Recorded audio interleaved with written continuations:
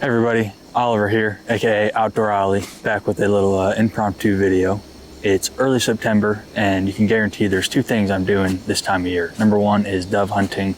Number two is all the final preparations, the small details to get ready for deer season. And part of that is moving my trail cameras over into mock scrapes. Early September is, in my opinion, the best time of year to transition them over to scrapes. Bucks will really start hitting them now. They're starting to shed their velvet. And it's a great time to get out and get everything ready. Give you a little bit of time before bow opener, depending on what state you're in. In Illinois here, it's October 1st. So it'll give me a good 3 weeks before bow opener to get my cameras up on the mock scrapes, get out of the area and let it rest before bow season. So I'm gonna give you guys a quick rundown on how I set up a mock scrape. Before I get started, actually, it's probably good to go over a few tips that I would recommend as far as setting up these mock scrapes. I typically like to use the branch. For the licking branch, I like to use a black oak if I can find it. If not, a red oak, white oak, both work great. Maple will suffice. Beech, hickory, somewhere along those lines. Really anything that you're gonna find in that native area will service. You're just gonna wanna make sure it's nice and exposed, and we'll get to that a little bit later on. Another tip is I tend to prefer to face my cameras facing north. That way, as the sun, especially later in the fall and in the winter, the sun's gonna be more in the southern sky, so I won't have issues with my photos being washed out. I'll have the sun with the camera. It won't be shining into the camera at all and overexposing or washing out any deer that might be in the foreground.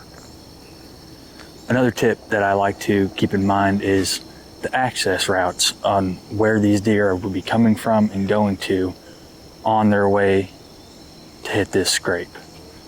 So I would prefer to have the deer walking towards the camera as they approach the scrape. That way you'll get a full-on frontal shot, get a good view of their antlers. Directly side-to-side shot isn't too bad. That will definitely suffice. The rearward shots, which unfortunately this setup, I'm kind of limited. So I think these deer are gonna be traveling through here, but anything coming back this way, I'll get good looks at and should get some good views from the side of them too. So, and my last tip, I'll hook up the 360 camera here and get that going so you guys can follow along with all the little bits that I do as I get this thing set up. But my last tip is probably gonna throw some of you guys for a loop. We'll get to it. Several years ago, I would have thought it was crazy to do it, but since I've started doing this last tip, man, I'll never go back. It just works. So I'm gonna cut myself a little hole back in this brush and set my camera right up in there. I'm hoping to put my mock scrape somewhere right about in this area that I'm standing in right now. Now, overhead, I don't have any good limbs to access to hang a licking branch on. So I'm gonna have to get a little bit creative with that, but it's all part of the process. So with that being said, let's get into it.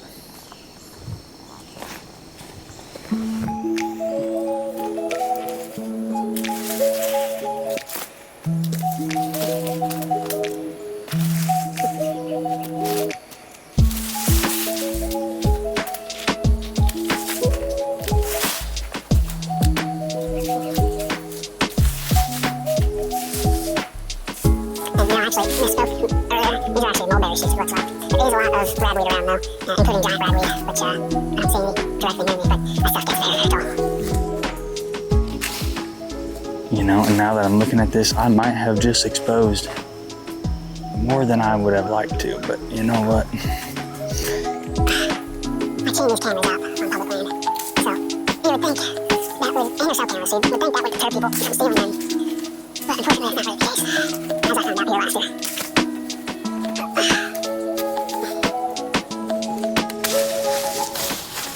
These things are super handy to have.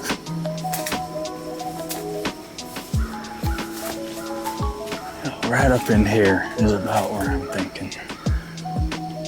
That should be just enough to get good views without making it too obvious that there's something there.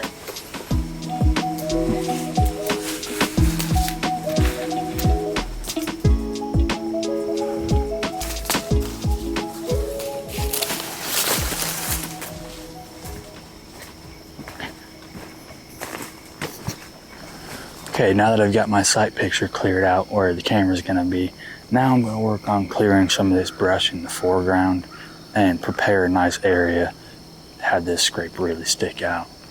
I'm gonna start by trimming some of these saplings here.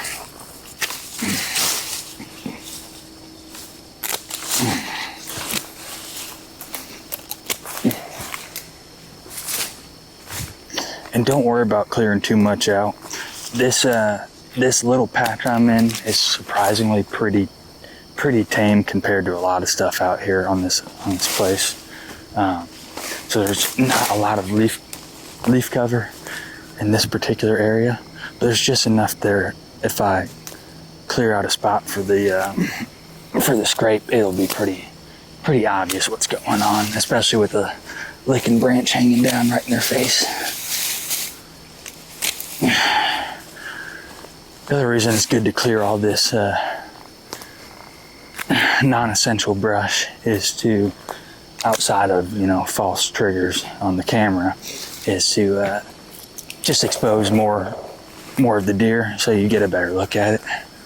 But now you can see that area is looking quite a bit better, and that's really all I need for this little tucked away spot.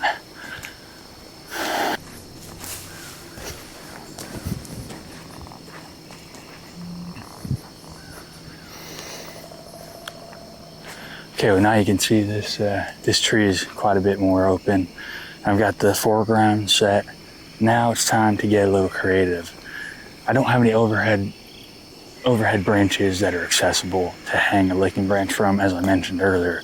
So in preparation for this spot, I had to get a little bit creative. I went ahead and cut this maple branch right here. I cut it relatively long, and I'm going to hang it right up here on this shoot sticking off right up here. That way I can overhang it into the camera, as you're probably seeing on the main camera, and then boom, break the end of this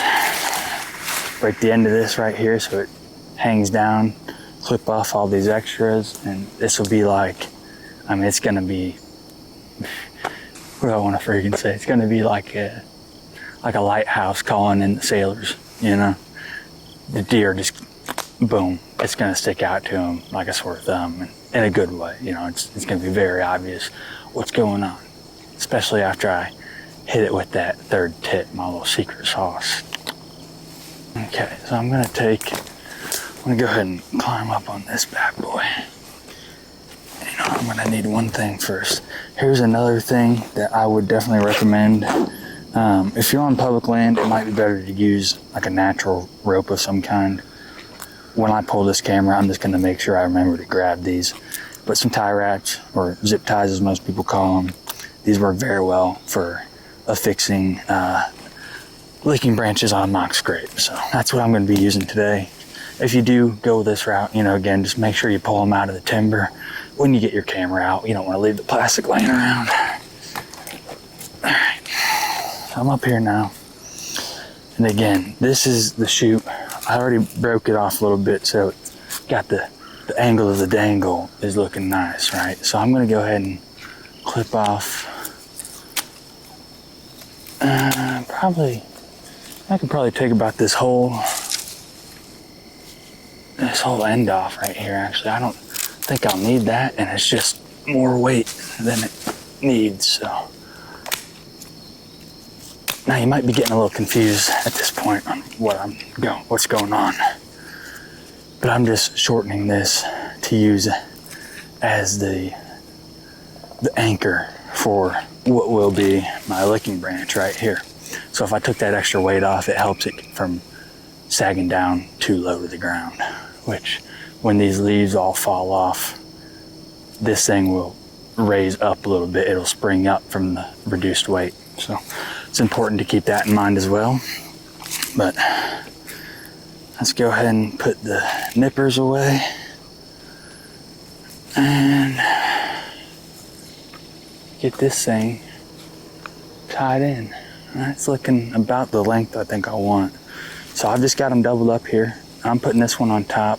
And it's good to leave, if you're gonna do this, leave a couple nubs sticking out to give you something to give you a little bit extra gripping strength. At this point, it's as simple as tying these bad boys down.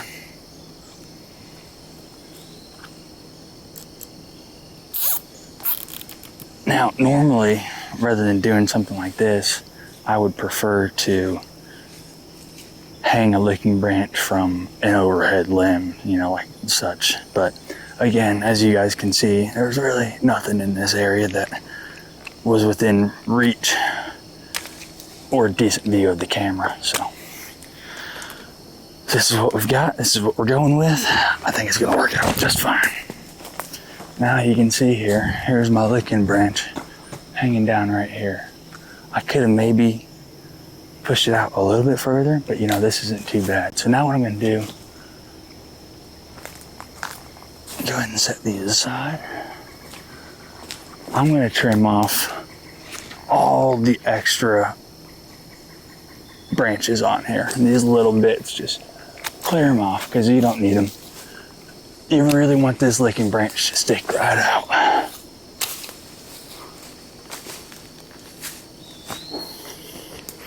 I'll reposition this for you guys so you can see a little better.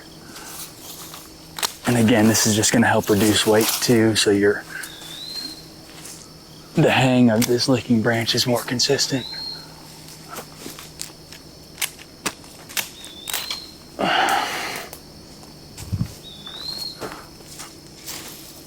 Alright, now you can see here. Now it's just boom. So what I'm going to do, obviously this is about chin height. This bottom leaf here is about chin height on me. So I need it a little bit lower.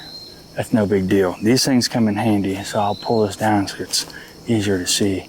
I'm going to take the blade, put it on the top side, and just cut in just a little bit, and then fold it back. And now it's hanging a little bit better. It's still a bit low, but you know, if you need to, go up a few more inches, rinse and repeat. And now it's hanging at a pretty nice height right there. So now I've got my sight picture cleared out, my foreground cleared out, my licking branch in position. I'm gonna work on clearing out the actual spot for the scrape. So this is where you really are gonna start exposing bare dirt, right in here. I'm gonna move this little stick right here, toss that aside, toss away all my cutoffs. Don't need those anymore. And I can actually probably use a few of those to conceal my camera once I get it up in there. Okay, so the way that I like to do this, if you ever played baseball and you ever pitched, just dig your foot in like you're settling into the mound, you know? Just scrape all this dirt away. Again, I haven't thought about that till now, but if you ever pitched in any sort of baseball, competitive baseball, you definitely know what this sort of process is like, fixing the mound, dressing the mound to your liking.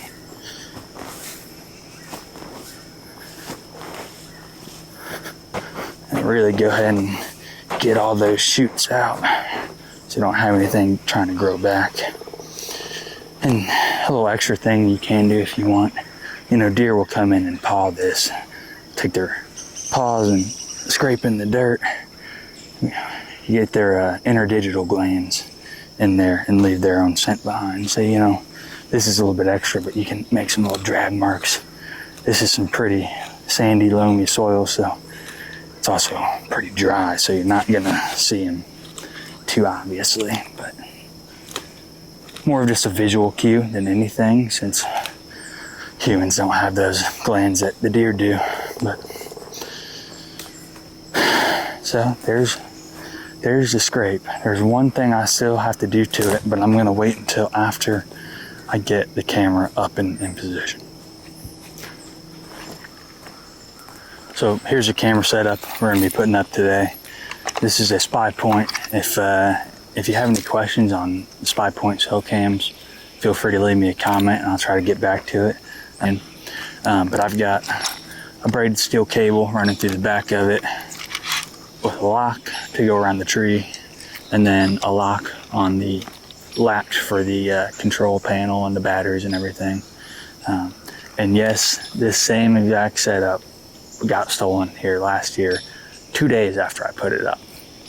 But I'm gonna go ahead and get it set up.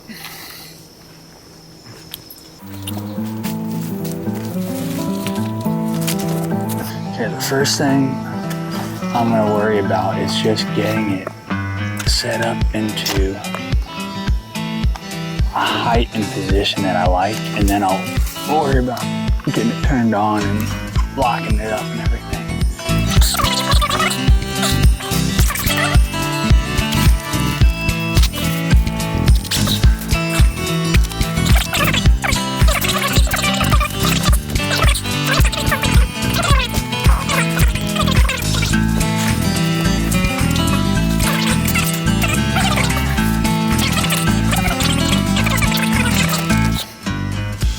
And to go ahead and adjust the tilt of it, what I usually do is just grab a couple sticks and break off a couple pieces of various diameters and just use them as shims pretty much.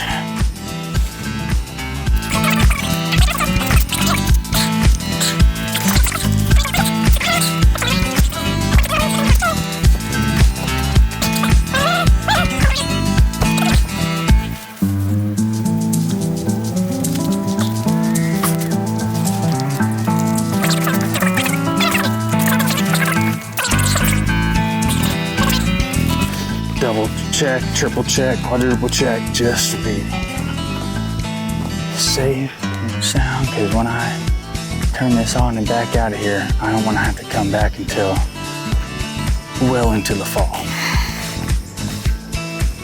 Yeah, that's sweet. So.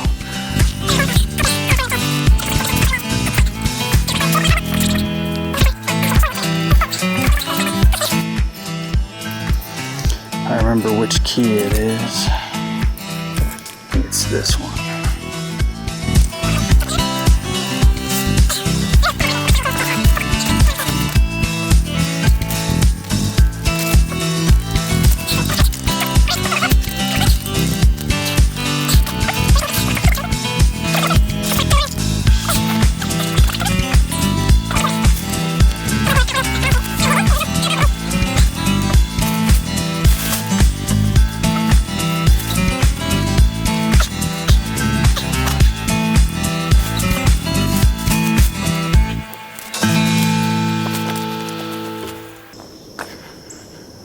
Okay, so it wasn't, as I mentioned, my traditional route of hanging the licking branch for a mock scrape, but everything else was pretty much on par. Had to go a little bit extra with concealing the camera, but no big deal. So I've been teasing this third tip the whole time. Better make it worth it. I urinate in the scrape, sometimes even a little bit on the licking branch. And some of you've probably heard that before, and you're like, oh yeah, okay, that was the big deal. Some of you probably haven't heard it, and you're like, this guy's fucking nuts. He's gonna scare all the deer away. Trust me, not a big deal. Apparently, it's been several years since I did my Googling on this topic, but I believe the urine after a short amount of time, like half an hour or something like that, it degrades to nothing but pretty much an ammonia smell at that point. So there's no way for the deer to differentiate the human urine from really pretty much any other urine outside of, say a doe and estrus. So that's it. Yeah, I'm gonna go ahead and let the fly down and just pee right in the middle of it.